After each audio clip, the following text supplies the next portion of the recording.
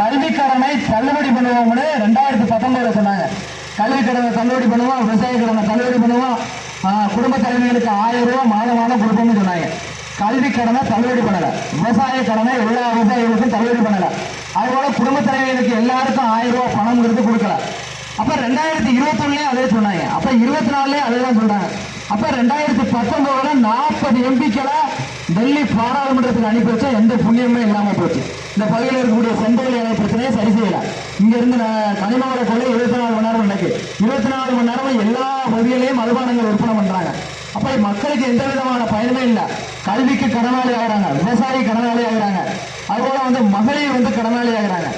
எல்லாத்துக்குமே கடனாளியாக தான் ஆகிட்டு இருக்காங்க. கடனை மட்டுமே அரசாங்கம் கொடுக்குது. இதுல சொல்லுவாங்க, மோடி காப்பீடு திட்டத்தை கொடுத்தாருங்க மக்களுக்கு, வீடை கட்டி கொடுத்தாருங்க மோடி. ஸ்டாலின் காப்பீடு திட்டம் கொடுத்துட்டாருங்க, அது மாதிரி மோடி காப்பீடு திட்டம் கொடுத்தாருங்க, அது மாதிரி வீடை கட்டி கொடுத்தாருங்க மோடி அப்படின்னு சொல்லுவாங்க. அப்ப மக்கள்கிட்ட இருக்கக்கூடிய வாங்கக்கூடிய வரி பணத்துல காப்பீடு திட்டம் அப்படிங்கிறது தனியார் மருத்துவமனையில யார் வேணாலும் கொடுக்கலாம். ஒரு 1000 ரூபாய் 150 ரூபாய் கட்டினா காப்பீடு திட்டம் யார் வேணாலும் பண்ணலாம். பயிர்களுக்கு காப்பீடு பண்ணலாம், நம்ம உயிருக்கு காப்பீடு பண்ணலாம், மருத்துவ வசதிக்கு காப்பீடு அப்படிங்கிறது பண்ணலாம். ஆனா தரமான மருத்துவத்தை கொடுக்க வேண்டியதான் அரசினுடைய வேலை. தரமான மருத்துவமனை கட்டி கொடுக்கணும். தென்காசி பாராளுமன்றத்தை விட ஒரு மருத்துவமனை கூட தரமானதுன்னு சொல்ல முடியாது. ஏதாவது பிரச்சனைனா திருநெல்வேலி போகணும் அப்படின்னாங்க. திருநெல்வேலி போனா வயசானவங்களா இருந்தா இறந்து போவாங்க. ஆனா தனியார் மருத்துவமனைக்கு போனா அவங்க பிழைச்சிக்குவாங்க.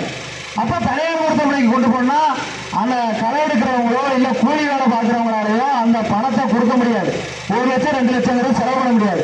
அப்ப மக்களுக்கு தேவை தரமான உயரிய சிகிச்சை தரமா இலவசமா கொடுக்கணும். அதை அரசு கட்டாயம் கொடுத்தாகணும். அதை யாரு சொல்றாங்கன்னு பார்க்கணும்.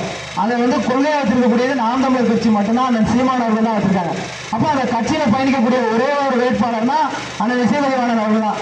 இந்த அரசியலை புரிஞ்சுக்கிட்டு தூய கல்வி, அதனால தரமான கல்வி, தூய குடிநீர், அதுபோல தரமான மருத்துவம் கிடைக்கும்னா நாம் தமிழர் கட்சியுடைய இந்த மைக் சின்னத்தில் உங்களுடைய வாக்குகளை செலுத்துங்க. அப்பதான் செங்கல் இலை அப்படிங்கிறத கட்ட முடியும், கனிமவள கடத்தலை தடுத்து நிறுத்த முடியும், மதுபான விற்பனையை நம்ம தடுத்து நிறுத்த முடியும். மக்களுக்கு இந்த 3 அடிப்படை தேவை கிடைக்கும். ஒரு வீட்லையும் கல்வி கடனாளி ஆக மாட்டாங்க, விவசாயத்துக்கு கடனாளி ஆக மாட்டாங்க, மகளிர் கடனாளி ஆக மாட்டாங்க. அதனால ஏப்ரல் 19ஆம் தேதி திமுக பணம் கொடுத்தா வாங்கி வச்சுக்கோங்க, அதிமுக பணம் கொடுத்தா வாங்கி வச்சுக்கோங்க, பாஜக பணம் கொடுத்தா வாங்கி வச்சுக்கோங்க. வாங்கி வச்சுக்கிட்டு அடுத்த தலைமுறை பிள்ளைகளை சிந்திச்சு இந்த மண்ணில பிறந்த மண்ணின் மகன் அண்ணன் மதிவாணன் அவர்களுக்கு உங்களுடைய வாக்குகளை வாக்கு பெட்டியில 1 2 3 4 5 6 7 8வது இருக்கக்கூடிய சின்னத்துல வரிசை 8ல இசைமதிவாணன் போட்டிருக்கோம். அதுல மைக் சின்னம் இருக்கும். அது பக்கத்தில் இருக்கக்கூடிய பட்டன்ல உங்களுடைய வாக்குகளை அழுத்தி செலுத்துங்க. மக்களுக்கு இருக்கக்கூடிய ஒரே உரிமை அப்படிங்கிறது வாக்குரிமை மட்டும்தான். அதுக்கப்புறம் வெற்றி பெற்றாங்கன்னா அவங்க கிட்ட நீங்க ஒண்ணுமே கேட்க முடியாது. உங்களுடைய உரிமை அது ஒண்ணுதான். அதுக்கிட்ட அவங்க பக்கத்துல உங்களால நெருங்க கூட முடியாது. அதனால பணம் கொடுத்தாலும் வாங்கி வச்சுக்கோங்க. இந்த மண்ணில் பிறந்த மண்ணின் மகன் மதிவாணன் அவர்களுக்கு உங்களுடைய வாக்குகளை மைக் சின்னத்துல செலுத்துங்க. 8வது இருக்கக்கூடிய சின்னத்துக்கு செலுத்துங்க. அடுத்த தலைமுறைக்கு நீங்க செய்யக்கூடிய ஒரே நல்ல விஷயம்னா இது மட்டும்தான். நன்றி, வணக்கம். உங்களுடைய வாக்களை மைக் சின்னத்துக்கு செலுத்துங்க. மக்கள் செலுத்தக்கூடிய ஒவ்வொரு வாக்கையும் நேரடியாக அண்ணன் சீமானவர்கள் பார்ப்பாங்க, எவ்வளவு வாக்குகள் பெற்றிருக்காங்க அப்படின்னு. ஏன்னா சாதாரண பொறுப்புல இல்ல, இங்க இருக்கக்கூடிய தொகுதி செயலாளரோ இல்ல மாவட்ட பொறுப்புலையோ இல்ல மண்டல பொறுப்புலையோ இல்ல, நான் அண்ணன் சீமானவர்களுக்கு அடுத்து மாநில ஒருங்கிணைப்பாளராக இருக்காங்க. அண்ணன் சீமானவர்கள் தலைமை ஒருங்கிணைப்பாளர். தலைமை ஒருங்கிணைப்பாளருக்கு அடுத்தபடியாக இருக்கக்கூடிய முக்கிய 5-6 பொறுப்புகள்ல அண்ணன் இசைமதிவாணன் அவர்கள் முக்கிய பொறுப்புல இருக்காங்க, மாநில ஒருங்கிணைப்பாளராக இருக்காங்க. அதனால இந்த பகுதி மக்கள் அண்ணன் இசைமதிவாணன் அவர்களுக்கு மைக் சின்னத்தில் 8வது இருக்கக்கூடிய மைக் சின்னத்தில் செலுத்துங்க. அப்படி செலுத்தினா அது அடுத்த தலைமுறைக்கு நீங்க செலுத்தக்கூடிய சரியான இதாக இருக்கும். அடுத்த தலைமுறை பிள்ளைகள் மக்களுக்கு தேவையான அடிப்படை உரிமைகளை யார் அடிப்படை தேவைகளை பூர்த்தி பண்றாங்களோ அவங்களுக்கு தான் எங்களுடைய வாக்குகள் அப்படின்னு சொல்லி அடுத்த தலைமுறை பிள்ளைகள் மாறுவாங்க.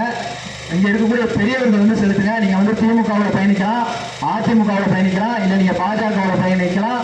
ஆனால் உங்களுடைய வாக்குகளை நேர்மையான கட்சிகளுக்கு செலுத்துங்க. திமுக 10 கட்சி கூட்டணி, அதிமுக 10 கட்சி கூட்டணி, அது மாதிரி பாஜக தாமரை 10 கட்சியோட கூட்டணி, தனித்து நிற்கிறோம். தமிழ்நாடு முழுவதும் நிற்கிறோம், நேர்மையா நிற்கிறோம். உங்களுடைய வாக்குகளை சரியா செலுத்துங்க. வரிசை எண் 8ல இசைமதிவாணன் அவர்களுக்கு மைக் சின்னத்துல சரியான பட்டன்ல போய் உங்களுடைய வாக்குகளை செலுத்துங்க. நன்றி, வணக்கம்.